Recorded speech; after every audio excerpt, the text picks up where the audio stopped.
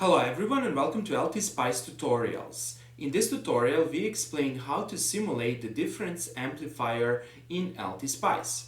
Over here you can see the difference amplifier in its simple configuration. The main purpose of this circuit is to subtract VA from VB and to possibly amplify or attenuate the result. In its basic configuration shown over here, we have selected the resistors RA, RB, RC and RD such that we don't have amplification or attenuation. That is, we are simply subtracting VA from VB. Here you can see the result. Namely, you can see the voltage measured at this node Y. Namely, if VB is 8 and VA is 6, the result should be 8 minus 6, and that's precisely what you can see over here. That is, you can see 2 volts. Of course, you can change the values of the resistors if you want to have amplification or attenuation. Before we start with explanations, let's briefly revise the basic theory of difference amplifier.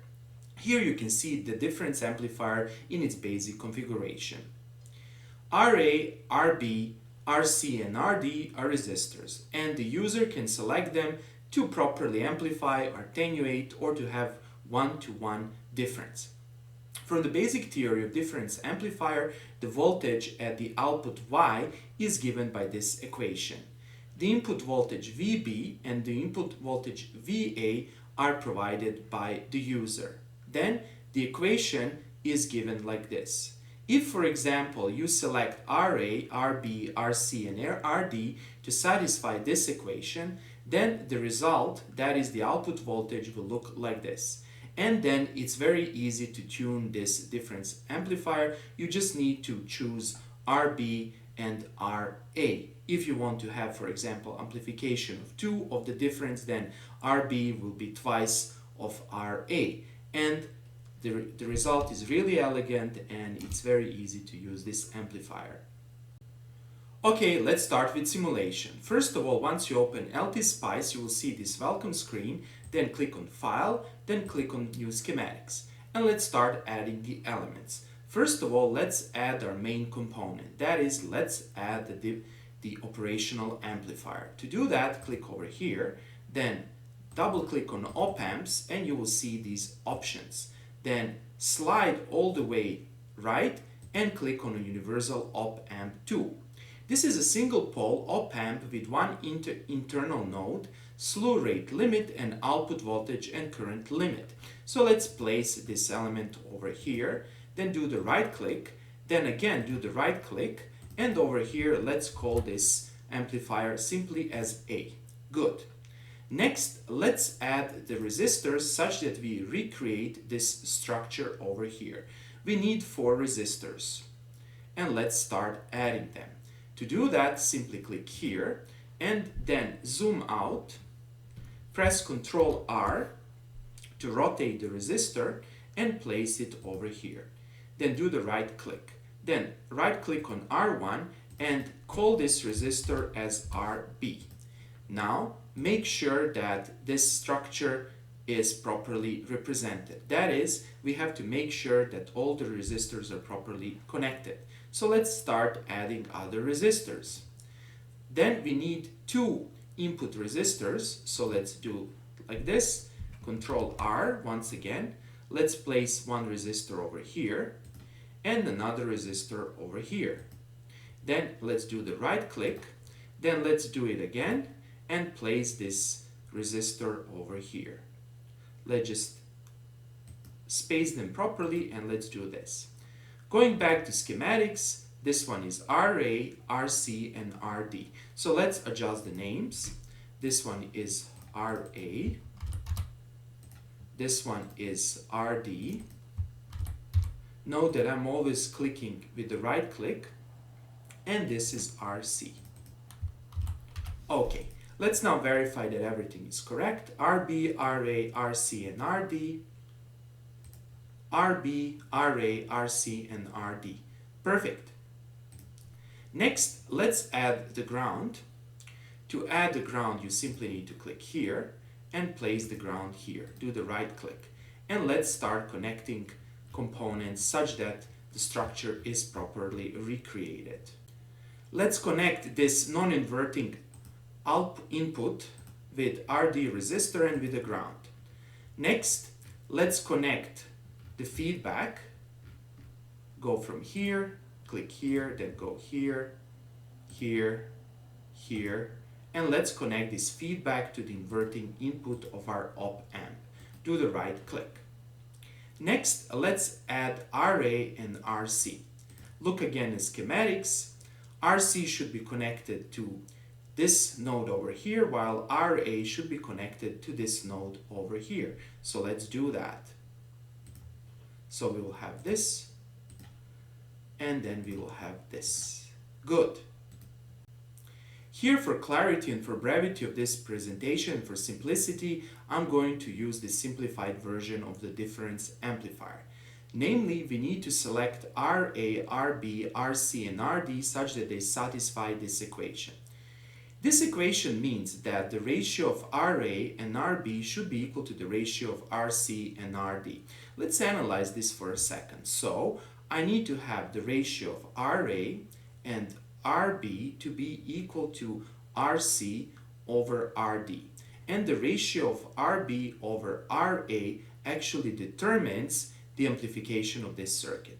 Let's create one-to-one amplification. That is, let's make sure that RB and RA are equal. This means that RC and RD are equal. This means that all the resistors should be equal. Of course, you can later on experiment with different values of resistors and see how the circuit will behave. We will actually do that at the end of the tutorial. Okay, so the story is relatively simple. We are going to set all the resistors to 2000 ohms. So do the right click here and specify 2000. Then click here and specify again 2000. And this will give us an amplification of 1. Consequently, we also need to select RC and RD to be also 2000. And over here we need to specify 2000. And that's it. Okay, next let's add the input voltages. That is the voltages that we want to subtract. To do that, you can simply place the first voltage source over here. Do the right click, let's zoom out. And then let's place the second one over here. Okay, then let's go back to our schematics. Let's see. This one, the first one should be called VA and the second one should be called VB. So let's do that. If you go over here, this one should be called VA and this one over here should be called VB. Okay, and then let's specify the values. For example, right click here and specify 10 volts. And over here, you need to specify the value you want. Let's go with, for example, 5 volts. The difference should be 10 minus 5, that is, it should be equal to 2. Okay, next let's connect the grounds. So find the ground, click over here and click over here. And then let's connect these inputs. So simply click here, here, here, and here. And then click here, here, here, and here. Okay, now we have the inputs and we have the resistors. Next, we need to adjust our operational amplifier. First of all, we need to provide the power to the amplifier. To do that, we need to add 2 voltage sources. One will be placed over here and another one will be placed over here. Do the right click and let's add the grounds. Let's add the first ground here. Let's add the second ground here. And then let's connect the first one, that is the upper one, to this plus node. So let's do like this, this, this, and let's provide power to our amplifier. Let's do the same thing for this power, that is this voltage source. Let's do this, this, this, and here it is. Next, we need to adjust the values. That is, we need to adjust the value of V1 and V2. So what is the principle over here?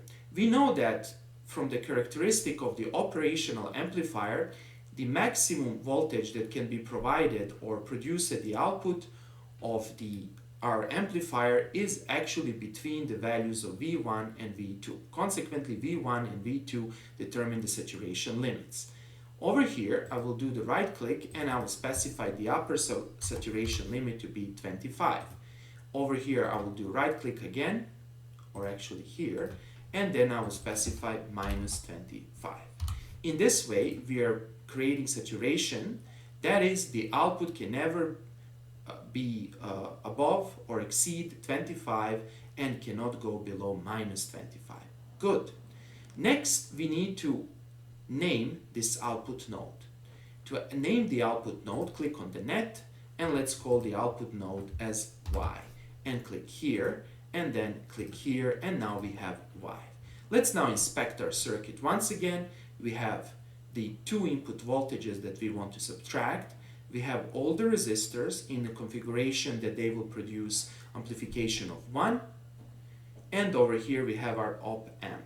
If you want to learn more about this op amp, simply do the right click here and you can see the properties of this op amp. You can see open loop gain, product of gain and bandwidth, slew rate, and current limit. So let's click on OK, and that's it. Good. Now we are ready to go further. To simulate this circuit, you have two options. You can either do the steady state analysis or you can do the transient analysis. The transient analysis is simple for me and it's very convenient since it enables us to nicely visualize the voltages. To properly configure the analysis, click here and then click on stop time. Let's say stop time should be 0.01 and click over here and click OK. And let's place it over here and let's finally simulate the circuit. To simulate the circuit, simply click here and here we are. To show the results, simply do the right click here, click on Add Traces and click on V of Y and click on OK, and here you can see the output, or basically to say the voltage at this output node over here.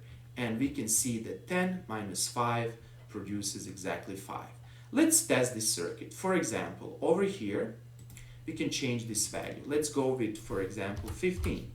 And if you click on OK and if you simulate again, you'll see that the result is 10. Works as it should. Let's right click here on the other one and let's specify, for example, higher value. Let's go with 20 and let's see what will happen. If we simulate, we should get minus 5. So this is the first test that this circuit works as it should. Let's perform some other tests. For that purpose, let's return this, for example, to 10. Let's simulate again, and let's start playing with amplification. Going back to our theory, we know that the amplification is RB over RA. However, this equation should also be satisfied. If, for example, we want to have amplification of 2, RB should be twice as RA, which means that RC and RD also should properly reflect this proportion. That is, RD should be twice than RC. So let's adjust this, go back to the simulation, and let's increase RB. So let's, for example, go with 4000 ohm. Now, we also need to correct for RD, since RD also has to be twice the RC. Going back here, we need to change RD to be 4000. And that's it. And let's now simulate this and let's see what will happen. And you can see that the result is 10 volts. And that's precisely what we wanted to do. Now, let me show you another test. Let's say over here that you increase this voltage to, for example, let's go with 30 volts. Right. Okay. So you expect now that the difference should be 30 minus 10 multiplied by 2, which gives you 40. However, let's verify that. If you now play, you'll see that the result is not 40. The result is actually capped at 25. The reason for this is that this power voltage of 25 saturates the circuit. That is, the output can never exceed 25. And that's it. This is a proof of principle that this voltage, or actually this circuit, works as it should. That's all for today, and thank you.